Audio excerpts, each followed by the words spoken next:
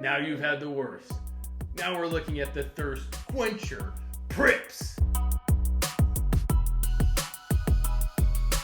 This section sponsored by Prips. We're talking about the team that has the best situation going into the offseason for the NFL free agency and also the NFL draft. Mike, what team in your mind has the best situation to turn seasons around, to add to what they are? Who's looking like they're in the promised land and not in aberration like the Carolina Panthers?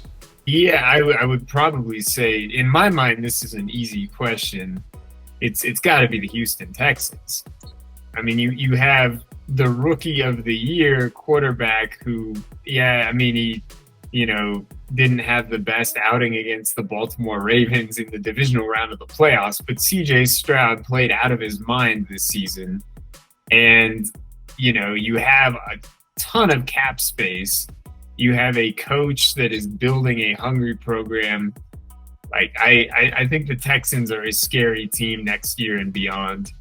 So I have a feeling the Texans might turn into the Lions of the AFC, which no one has ever said that statement before and meant it as a good thing.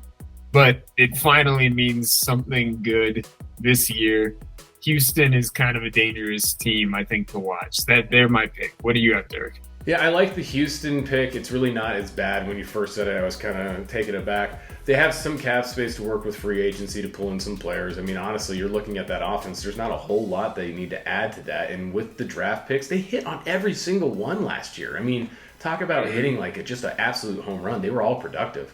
Houston's looking good. Yeah, but the team that can really turn, and I think they're going to be an 11-win team at minimum next year, and I'm calling them to win the NFC North, is the Chicago Bears. Now, the Chicago Bears have the first overall pick. Thank you, Carolina, right?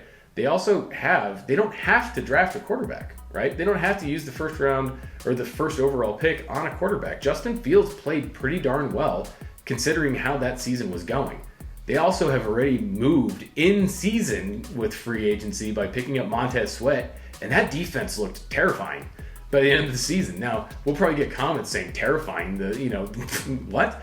You got to remember, that team actually had a chance to go to the playoffs. And when the Denver Broncos and the Bears were playing, we were calling that the absolute toilet bowl, which at the time, Mike, that was horrible. Like, everyone was looking like it's the tankathon. Who's going to throw this game to get Caleb Williams, right? So I think not only do they have two picks in the top 10, right? They have the first and I think it's the 9th overall pick, right? They also have like $50 million of cap space where they can make offseason moves. I honestly think the Chicago Bears have never been better set since maybe when they, I think they missed on many of their draft picks back then. They let the likes of Roquan Smith go to the Baltimore Ravens.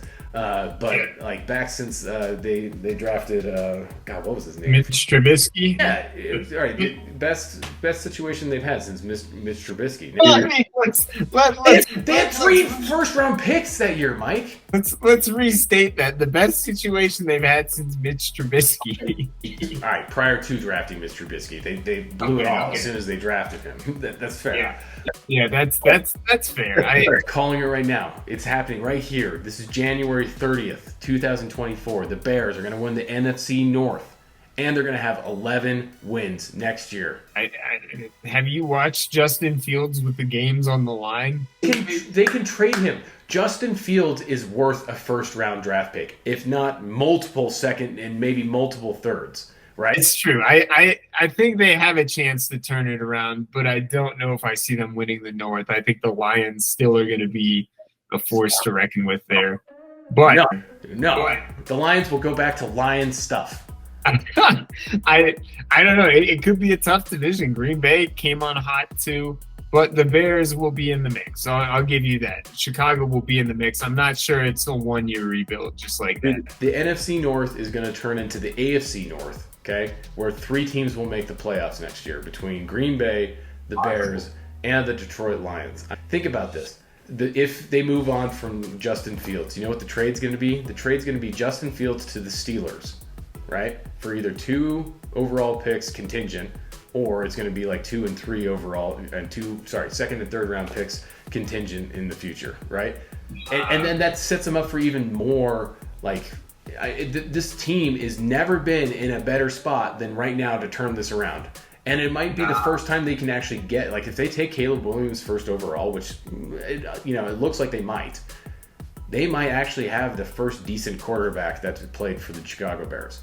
Yeah, but Pittsburgh's not taking Justin Fields. You know why? And don't say Kenny Pickett. Mike Tomlin's going to be cooking with Russ, baby. He's bringing Russ in, and they're going to cook it up in Pittsburgh. The Steel City is going to be like steel pots and pans and bubbling cauldrons, and Russell Wilson's taking the Steelers to the Super Bowl, baby.